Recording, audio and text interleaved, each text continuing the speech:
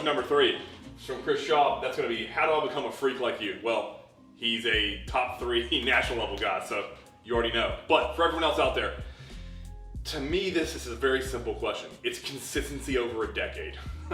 I'm naturally a skinny guy. My parents are very small. My brother's small, all under 180 pounds. So it's one of those things, my body doesn't want to be above 180, it just doesn't. I believe today, if I just stopped smashing all the food and stopped weight training, started playing golf and doing nothing but work, I would fall somewhere between 185 and 190. And that's, eating 3 basic meals a day like the normal human, so to speak.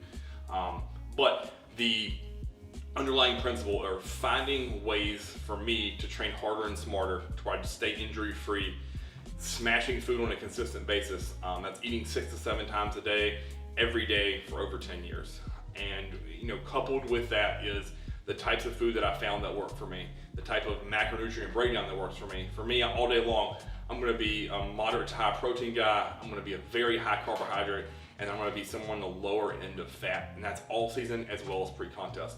In the pre-contest time, my fats are rock bottom, below 30 grams.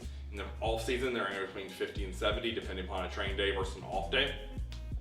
And then protein is always gonna be north of 350, and that's year round. Once I get to the end of a contest prep, it might even be as high as 450 or 500, depending upon the day and where my other food's at, for like a low day, for example. So the easiest answer to that is just brutal consistency. It's not sexy, it's not some fancy protocol, it's just learning ways that my body loves to grow, and that's pounding food, sleeping and resting when it's time to sleep and rest, and when I'm in the gym to train, it's shutting everything else out.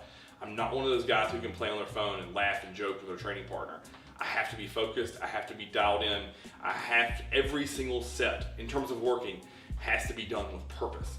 If not, my body's not gonna grow, it's gonna stay right where it is.